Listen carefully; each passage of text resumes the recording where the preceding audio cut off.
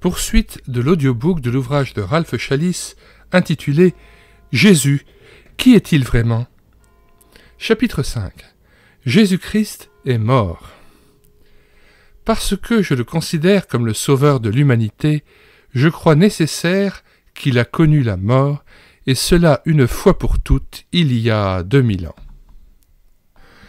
Et dire qu'il y a encore, aujourd'hui, des gens qui prétendent que Jésus n'est pas réellement mort sur la croix. Ils veulent faire croire qu'il s'est simplement évanoui et qu'une fois enterré dans le tombeau, il est revenu à lui et en est sorti tout seul. Il est vrai que les Juifs ensevelissaient leurs morts, quand ils le pouvaient, dans une caverne plutôt que sous la terre. Mais ceux qui disent que Jésus n'était pas mort oublient deux faits bien établis. 1. Jésus a perdu tout son sang. L'officier romain qui était de garde a vérifié que Jésus était réellement mort.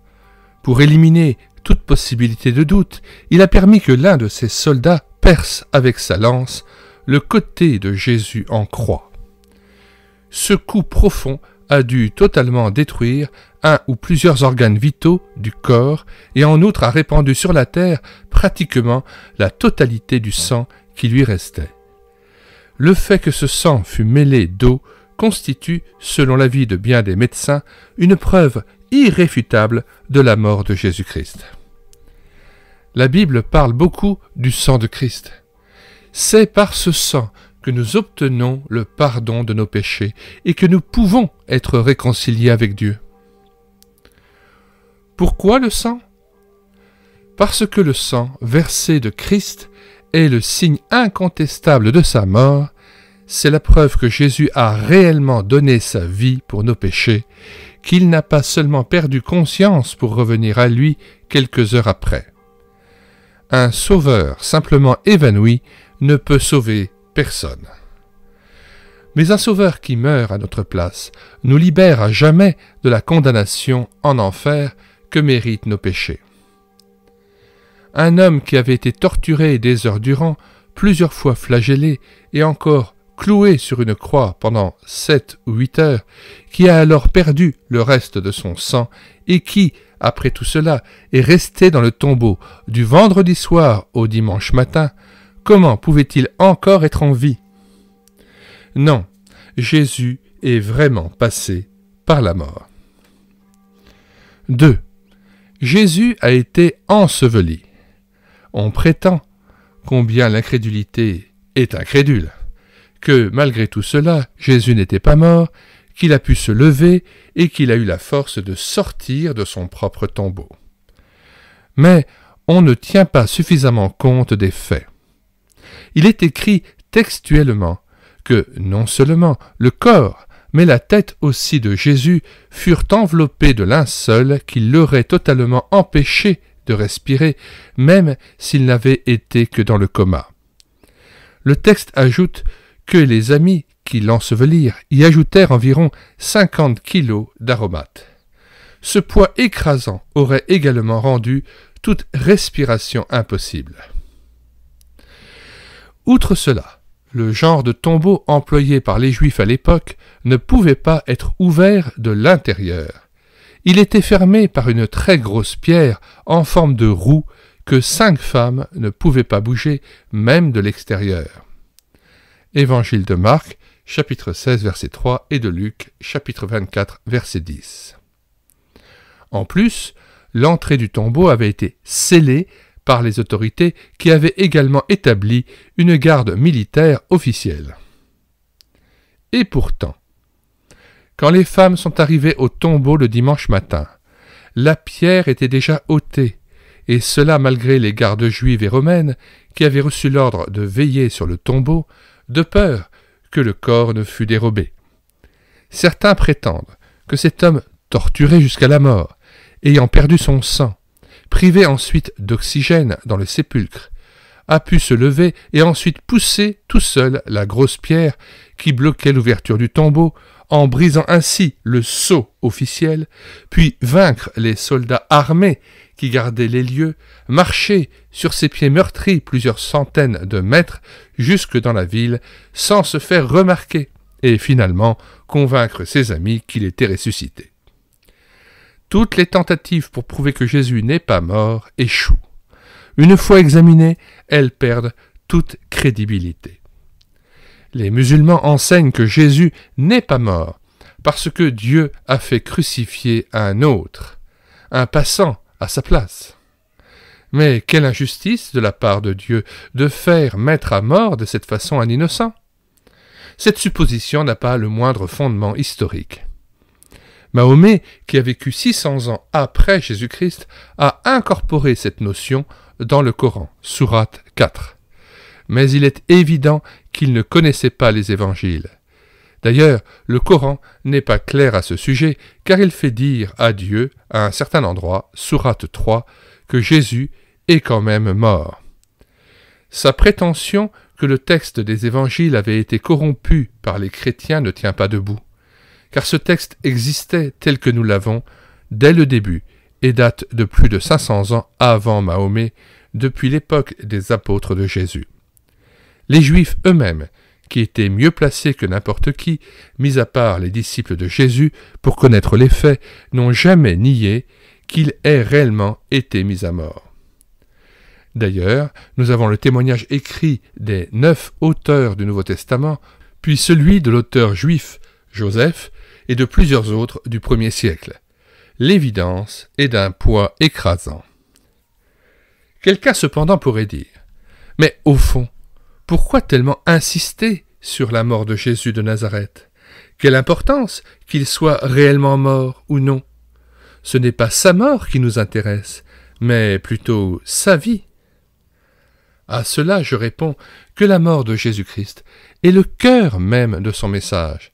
C'est aussi le point central de mon argument. Car si Jésus n'a pas vraiment expiré sur la croix, alors il n'est plus en mesure de me venir en aide. S'il ne me laisse que le modèle d'une vie exemplaire, je suis perdu, car ni moi ni personne ne peut atteindre ce même degré de perfection. Notre besoin est plus profond que cela. Il nous faut plus que l'exemple d'une vie modèle devant les yeux. Nous avons aussi et surtout besoin du pardon de Dieu pour nos 1000 manquements, pardon que nous ne pourrons jamais mériter, qui ne peut nous parvenir que grâce à la mort du Fils de Dieu. Voilà pourquoi il faut croire à la mort, comme aussi à la divinité de Jésus-Christ. Lui-même a dit qu'il était venu pour donner sa vie en rançon pour les autres. Note 23, Évangile de Marc, chapitre 10, verset 45.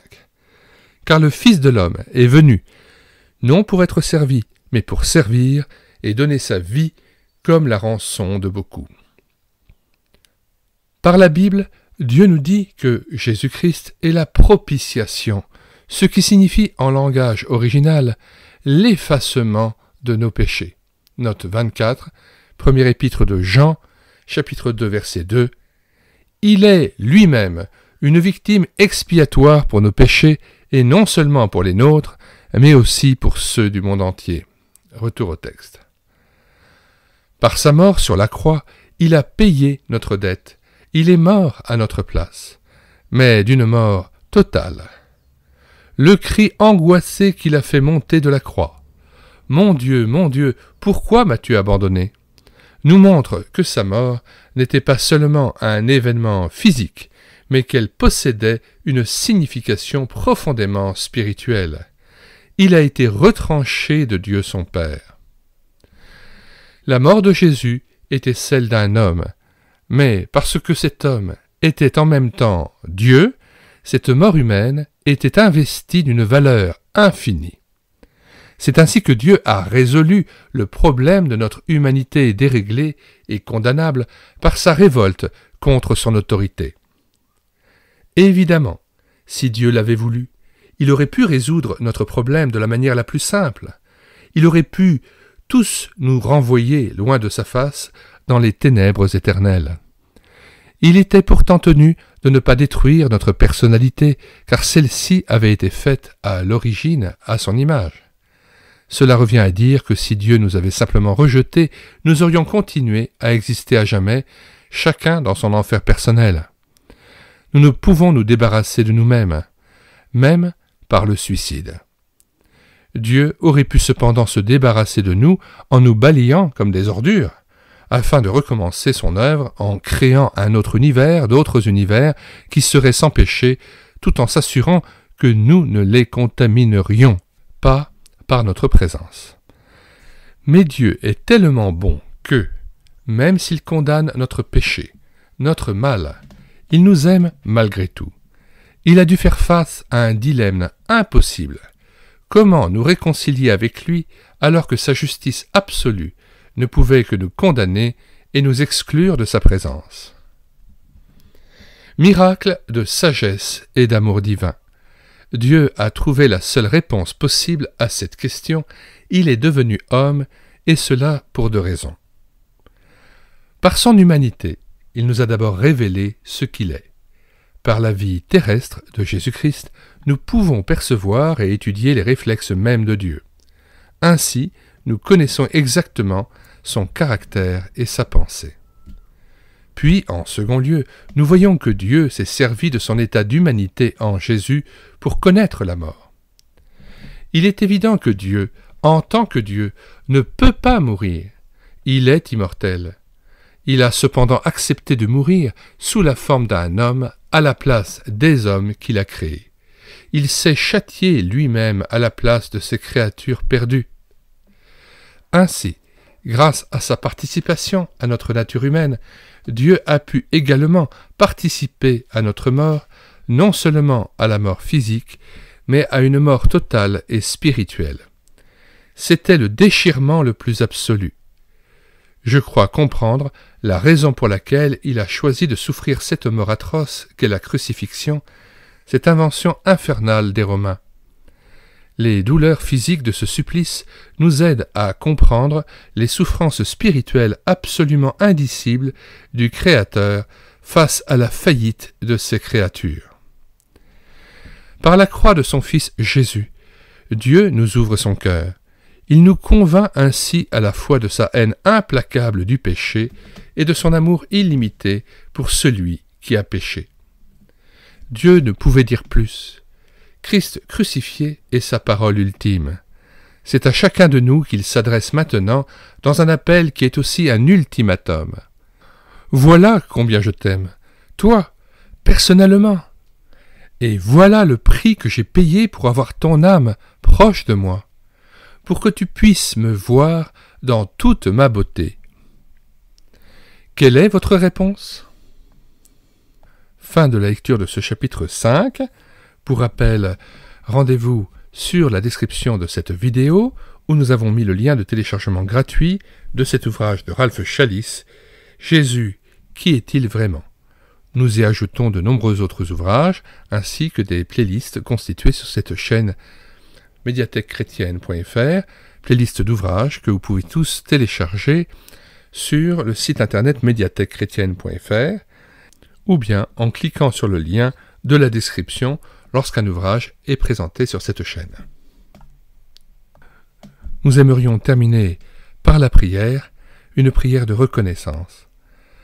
Seigneur Jésus, je te loue de ce que nous sommes morts avec toi sur la croix, parce que ainsi tu as mis à mort notre péché et tu nous donnes de pouvoir vivre maintenant de ta vie, de ton esprit, de ressusciter, parce que toi et ton Père, tu peux venir maintenant faire ta demeure pleinement dans notre maison. Nous t'ouvrons notre porte, toute grande, la porte de notre cœur, afin que tu y établisses ton Esprit Saint, ton esprit de vie. Seigneur, par une foi toute simple, en ta bonne nouvelle, en ton œuvre, tu accordes ton Esprit Saint. Selon ta promesse, ayant cru, vous avez été scellés du Saint-Esprit. Seigneur Jésus, merci pour ta présence. Nous n'avons pas besoin de la ressentir, mais nous croyons en tes promesses, nous croyons en ce que tu as dit, en ta parole. Nous t'adorons, nous te bénissons. Merci parce que tu répands le jour de notre nouvelle naissance abondamment l'amour de Dieu dans nos cœurs par l'Esprit Saint. Renouvelle-nous dans cette charité. Oui Seigneur, nous sommes morts, mais notre vie est cachée avec Christ en Dieu. Et quand tu paraîtras, Seigneur, ma vie paraîtra, et je paraîtrai avec toi dans la gloire. Seigneur, merci parce que ceux qui m'écoutent peuvent se joindre à moi dans la prière et offrir leur cœur au Seigneur et renouveler ainsi leur appartenance à Dieu, s'ils te connaissent déjà, ou pour la première fois, ouvrir leur cœur à ta présence, après avoir mis leur confiance en la bonne nouvelle de ton salut. En ta personne, Seigneur Jésus. Nous te bénissons et nous t'adorons. Au nom de Jésus, Amen.